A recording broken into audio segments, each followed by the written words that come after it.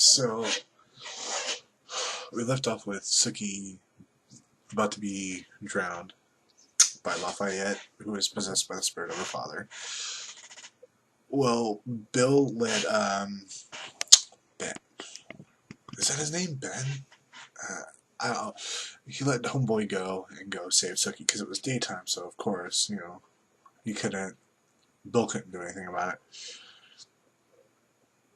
And so as Bill's trying to summon dude back, Sookie takes him to the fairyland, the fairy mental brain place where she had her fairy godmother conversations and whatnot.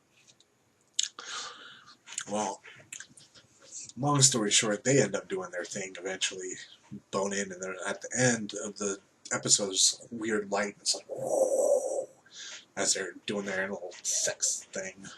And they share blood. It's a typical thing. So that's that part of the story. Well, Terry ends up showing up to Lafayette's. Terry gives Lafayette the security key because he knows that he asked that dude to kill him. And Lafayette calls Arlene, tells Arlene that he gave him the security key to a security deposit box. And so she has like a vampire, wipe all the war memories from his brain. Sadly, she wipes the part of his memory that he remembered that he had somebody hired to kill him, so to say. So Terry's dead. Got popped while going to take out garbage at the restaurant. Right in the neck. That part sucked. Bad. Jason infiltrated the base. What they call it? They call it hepatitis V, I guess, is what they infected Nora with. And now Eric, Nora, and the mayor's daughter, governor's daughter, are running around that factory place, which is coincidentally where they're making the True Blood, where they're taking the True Blood and they're putting the hepatitis V, basically the vampire STD. It's like AIDS, but it just kills everything and everybody fast. And those are the key parts. Oh, Bill killed the governor. Ripped that son of a bitch's head off. But see, the way he did that was he did during the day. But he drank some of Warlow's blood. Ben, Warlow, you want to, whatever you want to call him. And yeah, so that happened. That was amazing. And gosh, and Sam gave Emma back to the grandmother. Alcide found him. He told Alcide, but then all this stuff happened and whatever, and I guess for the most part, Sam's not allowed back. So I don't know what's going to happen with Sam's story. There was a lot that happened, but at the same time, there wasn't much to talk about. There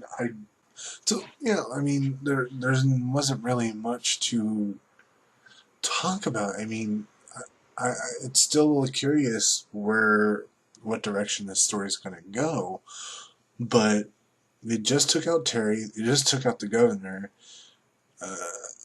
and like I said, Sookie and Warlow are off in Fairyland. Bill's out for vengeance. Eric is trying to salvage everything, and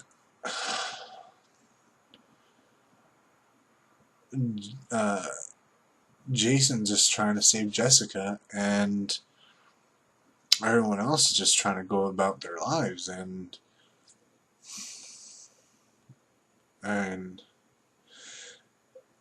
it's going to be interesting to see what happens with Arlene and the kids and stuff, what Andy's going to do, if Andy's going to let them continue to live there and stuff now that Terry's gone, how Andy's going to deal with Terry being dead, and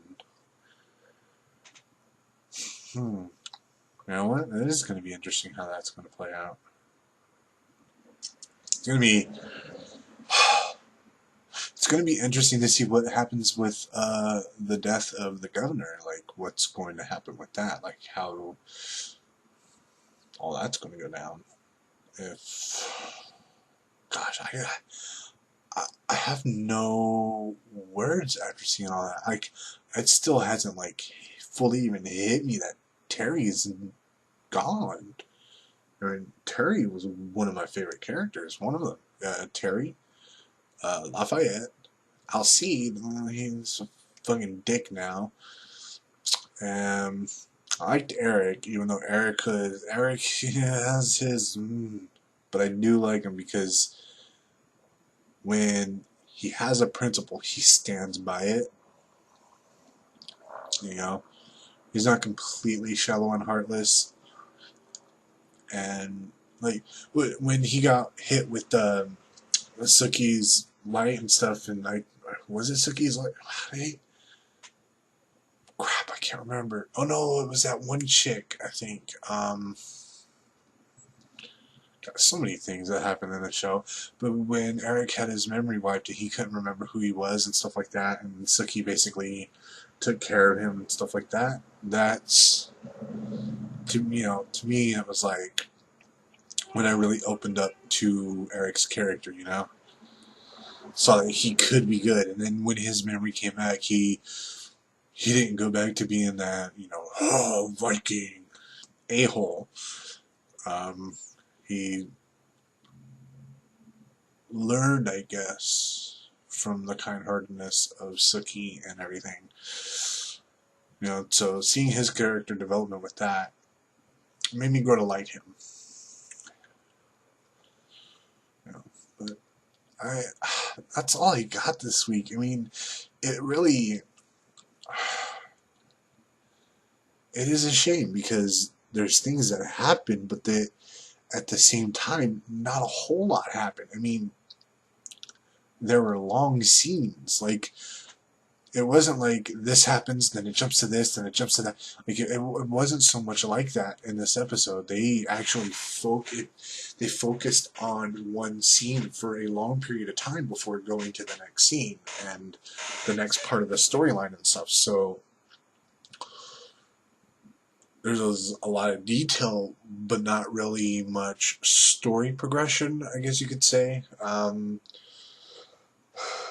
Yeah. I mean, I guess it has a lot to do with Warlow and Suki being in Fairyland right now. There wasn't really much story progression there either. And there wasn't really much story progression with Lafayette. There wasn't really much story progression with Sam and Emma's situation. There wasn't, like, a lot of danger or anything. It was just like, we give up. You can have her back. And that was, like, basically it. And there was a lot of story progression in the factory and the vampire warehouse where they're locking everybody up right now. But there wasn't much story progression with Bill's character either. Just, he had a little face-off with, Lilith, alter, parallel universe crap or whatever. She told him to kick rocks. He did, and, whatever. But yeah, the only true, real story progression was inside the factory. That's where everything went down. And that's where everything progressed. That's where a lot of things happened. And then all of a sudden we're in the real world. Terry dies. Governor dies.